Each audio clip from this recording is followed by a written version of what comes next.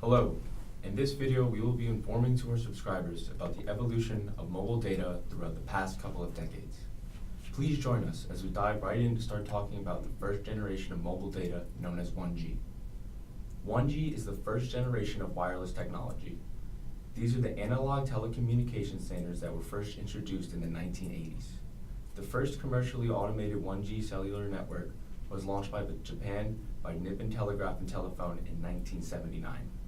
Then, in 1983, the advanced mobile phone system known as AMPS was developed by Bell Labs and introduced in North America. 1G technology made large-scale mobile wireless communication possible. Digital communication has since then replaced the first generation of analog networks and is known as the second generation, or 2G. We will now cut to our expert on 2G, Troy Blush, who is out in the field ready to talk about 2G. What's going on, guys? Today I'm going to touch on the basics of 2G for all our viewers. I know you all must be thinking, what the heck is that? My phone uses 4G LTE. Why do I need to know about 2G? Well, the answer, my friend, is that 2G actually helped to shape and form the mobile generations we use today, like 4G and LTE. 2G was deployed on global systems for mobile communications known as GSM. GSM helped to support voice calls and data transfer, such as SMS. SMS is short for short message service, like LOL and WTF. Basically, your everyday text you send to one another.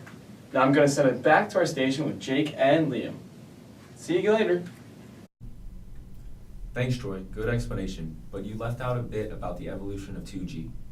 While 2G was deployed on GSM, other parts of 2G were developed on CDMA, which is Code Division Multiple Access.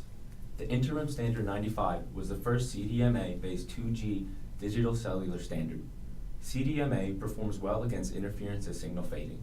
In 1995, Qualcomm launched the first commercial CDMA network in Hong Kong. This increased the amount of data from bit rates of 9.6 kilobytes per second to 14.4 kilobytes per second.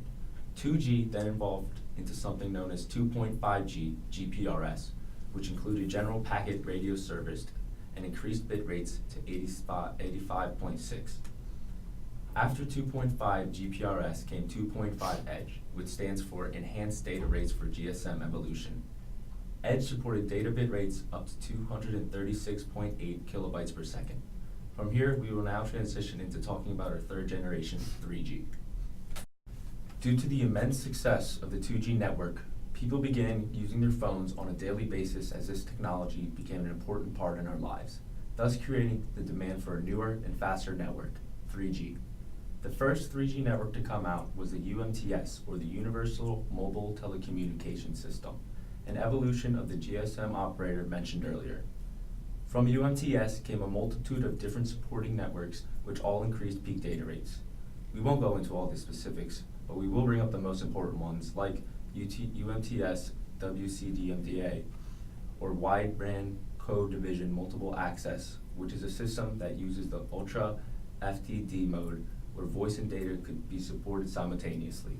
The first commercial 3G WCDMA network was launched in Japan in 2001.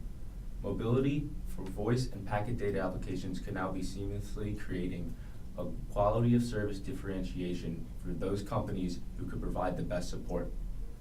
I know that was a mouthful for me and an earful for you. So to simplify it, 3G became the standard of a fast working network which allowed for providers to compete in supplying the best and fastest networks they could.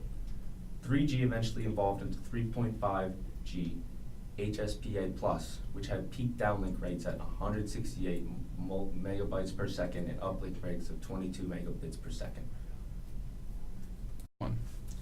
After 3G came 4G LTE, which most of us are familiar with today.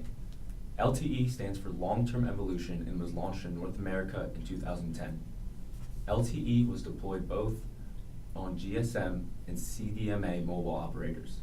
LTE's peak data rates as a release date are 300 megabits per second with an uplink of 75 megabits per second. 4G technology then evolved even further into LTE-A, which is Long-Term Evolution Advanced. LTE-A incorporated higher order multi-in and multi-out and allowed multiple carriers to be bonded in a single stream. As of release 10, LTE's downlink is 3.0 gigabytes per second with an uplink of 1.5 gigabytes per second. After 4G comes the future of mobile devices, 5G. We will now go back to our expert Troy to touch on 5G. Okay, I'll call you back.